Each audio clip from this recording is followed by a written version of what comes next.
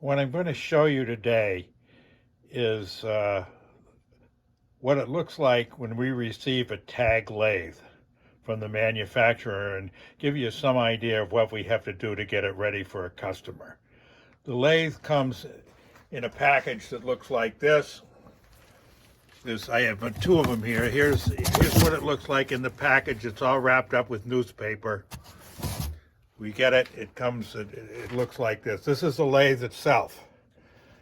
It has a headstock. It has a carriage with a cross slide. It has a tool holder. It's all part of it. It's all set up like that. And this is an accessory which I would think that almost anybody would want to have. It's a tailstock assembly for the lathe. The machine itself does not have a pulley. This lathe has a pulley that comes with it.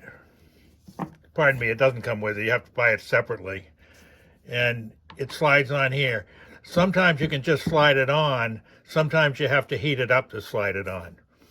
That's a significant thing. One of the things they say is don't hammer when you heat it up. The lathe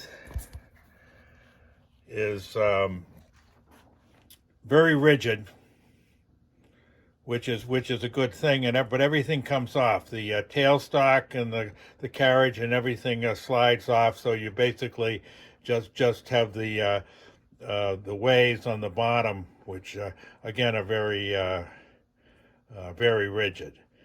Some of the items that we normally get with it is a drilling chuck, and we get the higher quality drilling chuck now. We stopped getting their commercial or chuck and get their industrial chuck because we found from some of the teachers at Guild School that the commercial chuck wasn't holding the very small drills properly. So it's always a good idea to buy a better thing if there's a reason.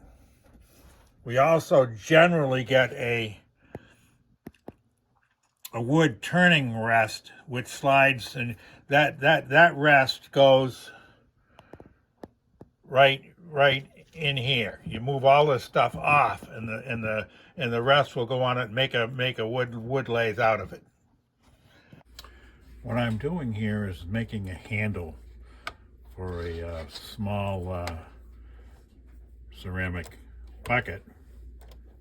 First thing I'm going to do is I'm going to bring this piece of dowel out the correct amount, which is figured by this gauge right here. Tighten it up. Then I'm going to turn on the lathe and drill a number 72 hole with a carbide drill that doesn't deflect, like that. Bring that out of the way, and then one, two, three, there's the fourth one. Just make sure that that's okay on the end. Bring that right in like that. Pull that off. And that's basically what it looks like.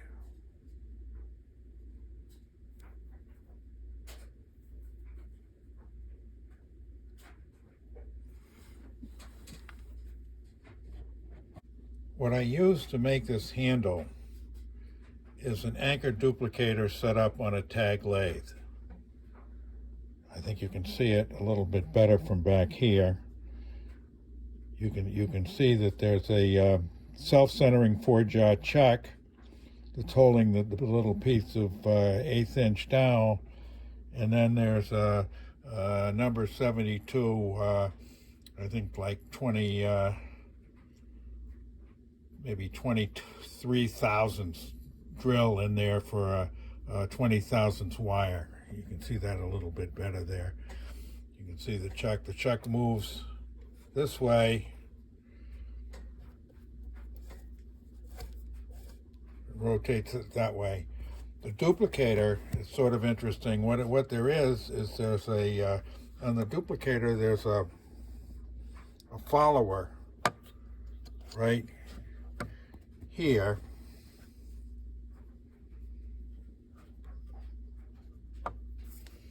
which follows this little brass template. You see the little brass template has two deep holes and 3 shallow holes, and that's basically the way we get all the little handles are the same way. The duplicator slides in and out like this and back and forth. It's pretty simple thing, but it has to be very rigid, and we make a lot of things that way. This is my pre-act duplicator setup. All set up. What's behind it is an old Sears full-scale lathe, which I use. I use once in a while. I actually used it this winter to make a number of French chuck rolling pins for Christmas presents. Anyhow, this is where I keep this thing. It's a little messy, but that's the way it looks on my shop.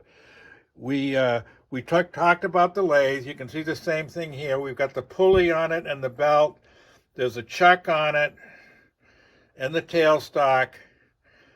You can see that we have here is it's a shear line self-centering 4-jaw chuck with a spacer behind it to make it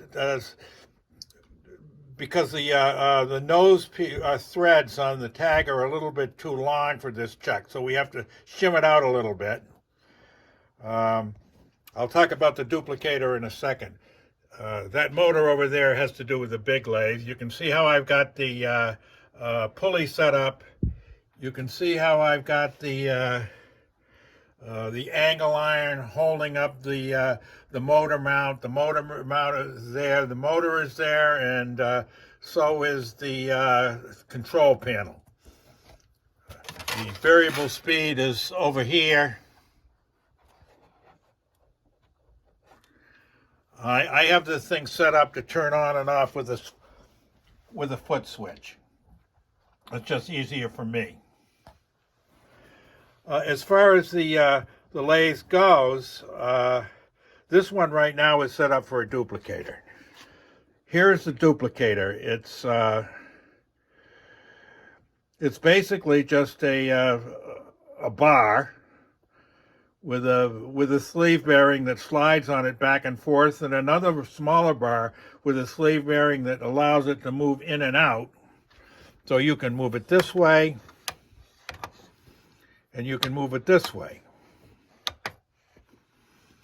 It has to be set up so that this tool rest, this black bar, is absolutely parallel to the axis here of the lathe, so that when I move this thing back and forth, it's going to make a parallel cut. That's important. So what I do is, I don't know whether you can see it. Yeah, you can. You see the wooden block right there? There's one there, and there one there. I put wooden blocks on there so I can shove this thing in and keep it parallel. I also have to make sure that this white polyethylene piece is at the right height so that the cutter is absolutely even with the axis, and it's hard to see, but you can see it is even. That's critical, even or just a touch higher. And the way that's done is there are 4 screws, 2, 3, 4. You loosen those up. You set this up. I like to set it up with a something pointed in the tailstock or the headstock. The tailstock is good. That tiny drill, that's a 72 drill, that'd work. And then I'll just bring it in so it's absolutely touching to set that height up from side to side. Now you don't have to be, it doesn't have to be perfect all the way down at this end. It has to be perfect on the area that we're going to look at. This thing is about it's about 6 inches longer than it needs to be, but that's the way they come. And we had some at school that were cut off, and I don't have actually never used them. On the duplicator, I make a fine adjuster, which is this thing which will regulate how far the cutter will move toward the lathe when you are setting up, because it's much easier to do that. And sometimes it's on some pieces it's easy to use this to regulate your size, your amount of cut. Now, what makes this a duplicator is there is a piece down here which is called a follower. I'm going to stop now and start another. Okay, what I have in here at the moment is a template for a little handle for a pottery piece, and this is a drill for drilling a small hole through the handle, and of course that's just a dowel that's sitting there, sitting in the chuck. I am going to remove that right now and put another piece in for you. To remove it, I take this out like this.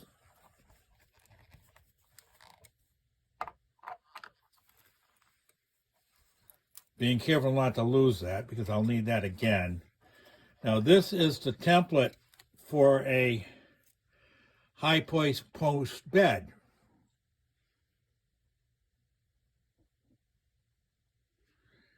And the template will go in here like this.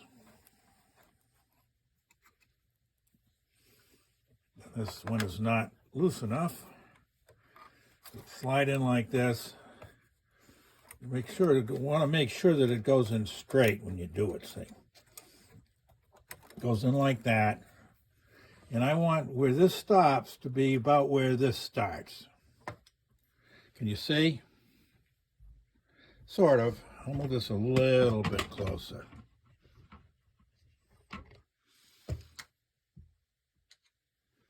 Get this out of the way for now. I want this like that. I'm going to tighten this up.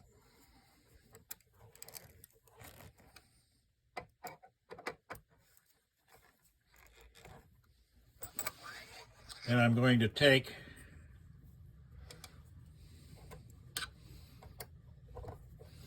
with the chuck, take the little piece that I had in there out. And of course I don't have the I'm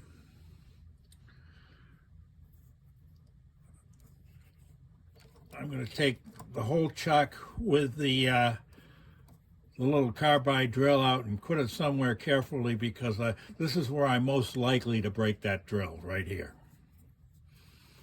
And it's very sharp but very brittle.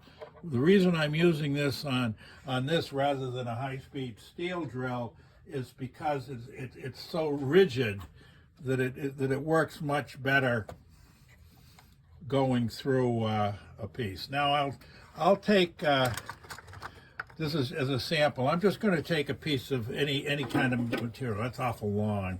Let me see if I can something a little shorter. That's pretty good. That'll work. I'm going to take this, and it won't fit through there. I know that from experience. I'm going to bring this tailstock all the way out. I'm going to put this in. Before I do that, before I put it in though, I've got to mark the center, because I can't center it unless I do. So the way I'm going to do that is I'm going to take something sharp like this scribe, which isn't absolutely the best thing in the world, but it's what I've got right here, so I'll use it. And I can do this by eye pretty well. I don't know whether I can through a camera or not. We'll see. No.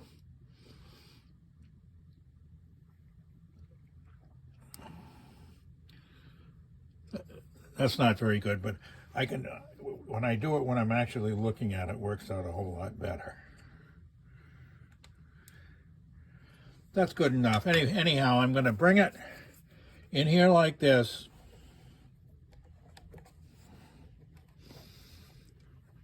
I know this particular piece is just at the edge of the size that will go through the bore and the tag. The bore and the tag is a little smaller than I would normally like. It's you can't quite fit a 1/4-inch square piece through there. I'd love to have it like a 1/16 of an inch bigger. Anyway, I'm just gonna, just for the sake of, I'm not gonna worry about the length or anything on that. Whoops. That's because I went in further than I thought it would. This is the way you tighten it up. One goes one way, one goes the other. I have problems sometimes at school when I'm teaching and people trying to tighten it up this way or this way.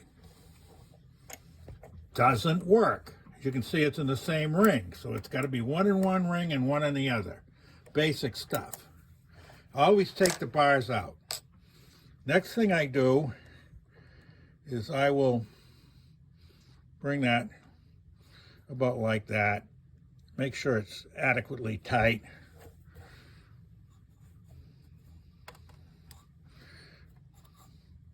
That's pretty good.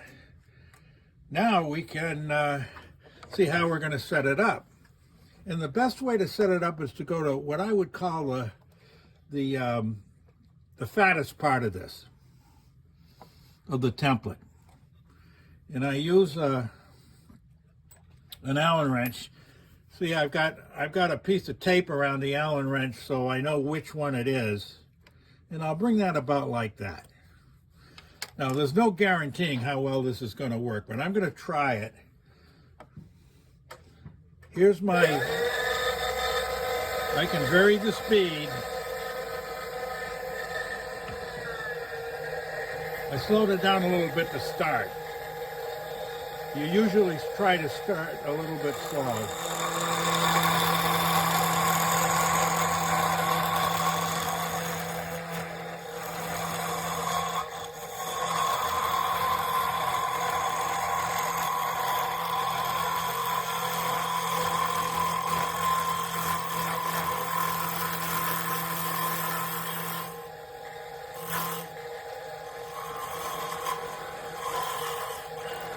Now, if this comes out right, it'll be a miracle.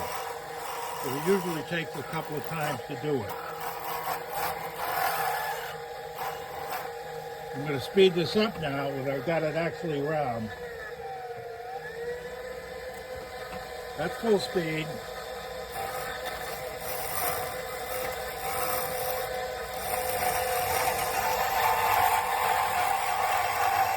A little bit at a time. I could use this thing to adjust just a little bit.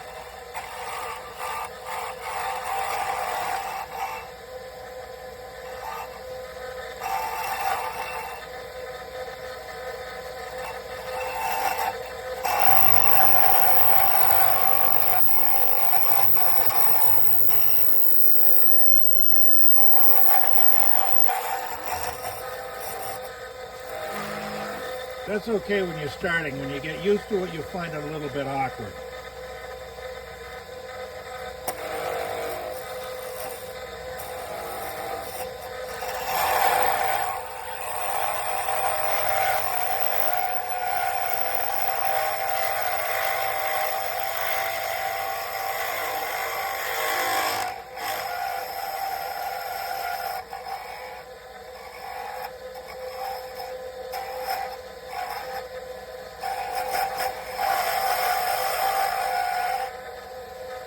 I'll typically have a magnifier You can see what I'm doing. Well, it's not important now.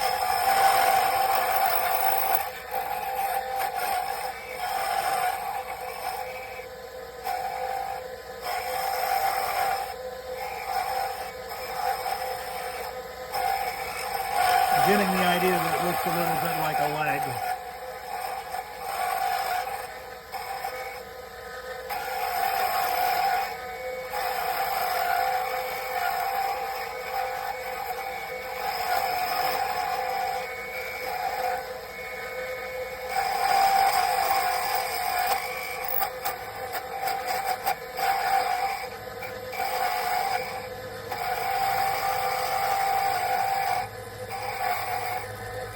See, it wasn't crucial that I had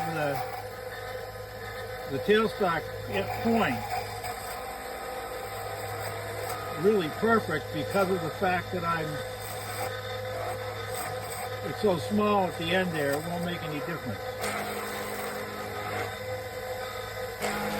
All right, I didn't get all the way down to the end of when I set it up, I didn't set it up right. I should have had this this template should be about a quarter of an inch further to the right. You can see what happened. I'm not getting all the turning. If you look down here, I'm not getting to that. And if I try and get there, I'm gonna go jamming into the chuck, and I have no interest in doing that. That just presents another problem. But I think you can see basically what's going on. This setup was pretty good, other than I had to have the template a little bit further and I wasn't paying attention. And what I'll do, I'll take it down to this point, right about here. And then, of course, I was tidying up, so I don't know whether I've got a piece of sandpaper. I should have, but I don't see one.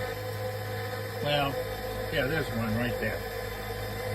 This is 280 sandpaper. Use 320. You can use used 140. It's not critical, but you see, I'm just trying to smooth it out. I don't want to change the shape at all. And I'll do that here. And if I had this end right, I do this back at that end too. And I get like, that's of all the sanding I'm going to do. Now I'm going to go here, and I'm going to bring this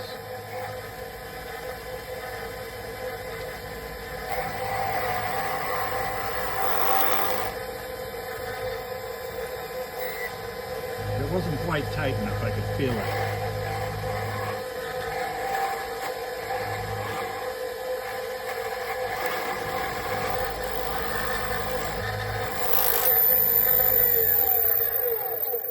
And that's it. Like I said, the problem with this leg is that I didn't have the template far enough to the right.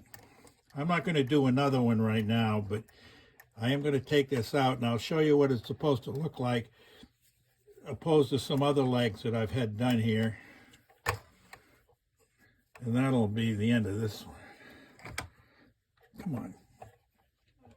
There. And let me see.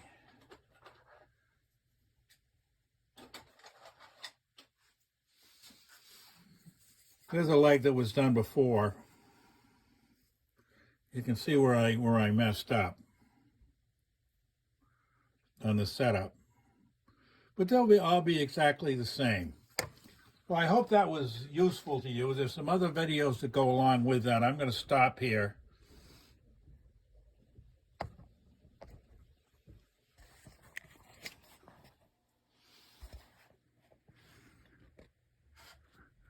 That's my lighting arrangement, by the way.